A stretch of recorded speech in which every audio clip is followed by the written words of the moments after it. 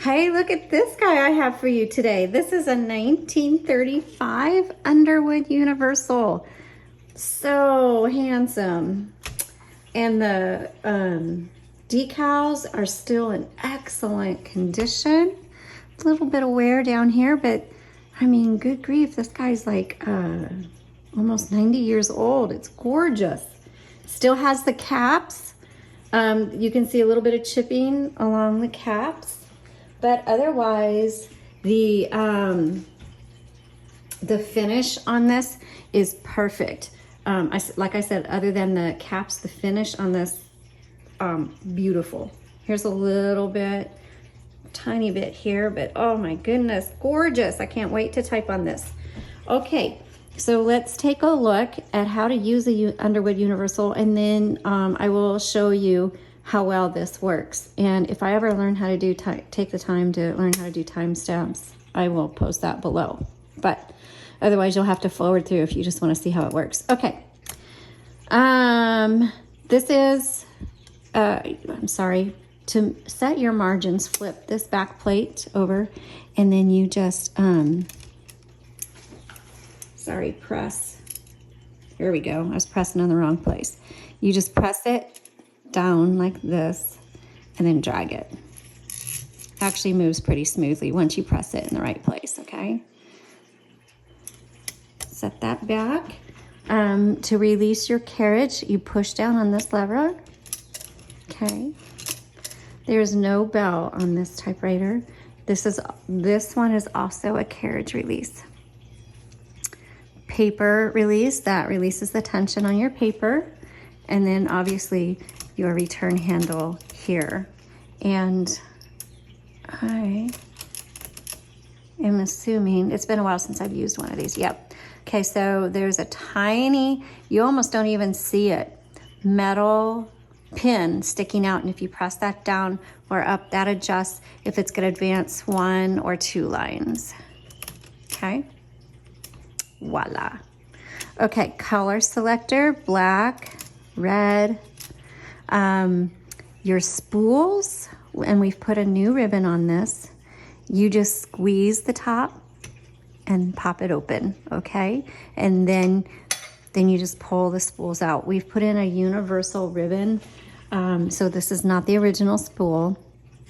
And then I have an up-close image on this. If you click the product listing link that's below, you'll see an up-close image so you know how to thread this ribbon. Make sure the black is on the top, red is on the bottom. When you get to the end of the spool, it's not the end of the ink in the ribbon. You need to reverse the direction, which is on the side. So let me put the spool back on and I'll show you how to reverse the direction. So you just slide, you'll see a little lip.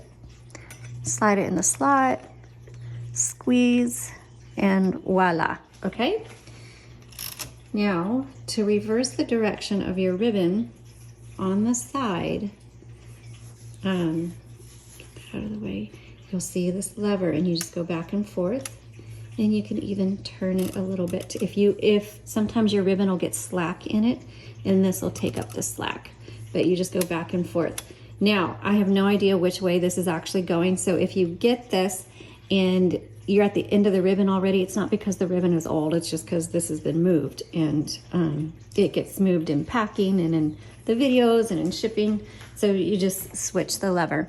Okay, on this side, we have our backspace, our shift lock, and oh, by the way, the shift lock does not work on this typewriter. And then this, I'm assuming is gonna be margin release. We will try that. I am not sure exactly. So we'll see if that's the margin release. This does not have a tab. Okay, let's go ahead and load a piece of paper and do some typing. Okay, so you just take your paper and you set it right here, turn the handle. Voila, and I need to double check my margins. They're looking good, so I'll keep them there. And let's start typing. So, no number 1, you use the lowercase l. 1935, Underwood.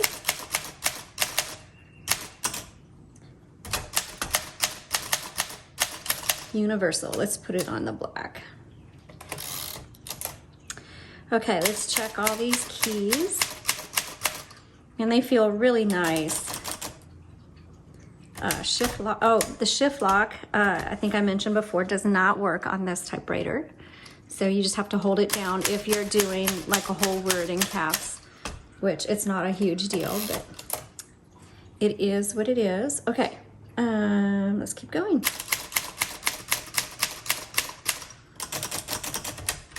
Oh.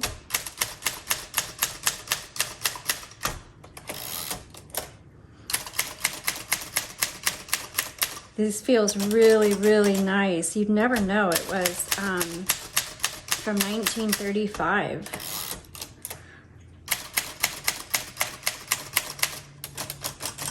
My grandparents were teenagers in 1935. Okay.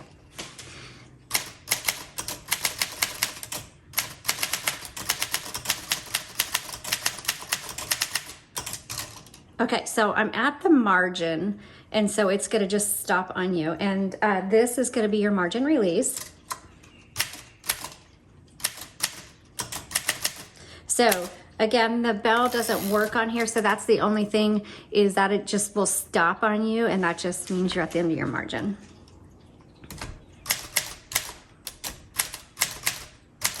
Oops, okay, backspace. I made a mistake, so you go backspace, and I'm just gonna type over it because backspace does not erase. It's not like a typewriter.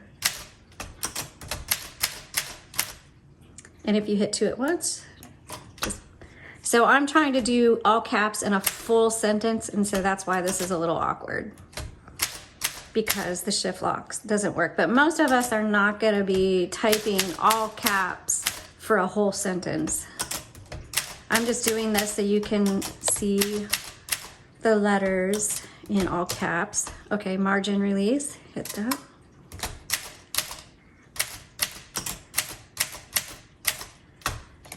Okay, and let's do a regular sentence.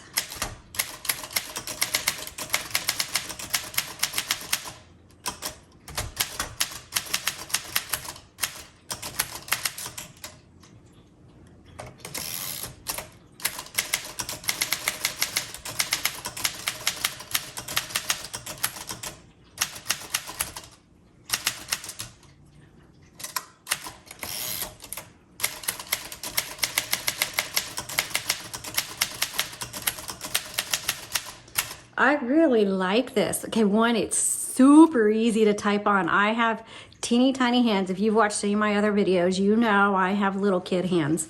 And so this was super easy to type on. I could type, if I had extended my margins and sat down on here, I could have typed very quickly on this. So mechanically, this is actually doing very well. So let's just do a recap. Shift lock doesn't work, but the shift works. This is your margin release. Backspace is fine. And then the exterior is in excellent condition. The only parts of the typewriters that I can tell that have chips are the covers, and these are the original covers. Most of these are missing the covers. And you know what? The back plate usually has all kinds of chipping on it. The back plate looks great too. So go to the website, take a look at all of the photos. By the way, the website has more photos than the Etsy shop does. So this is in excellent condition. You're gonna love it. Thanks so much for watching, and have a blessed day.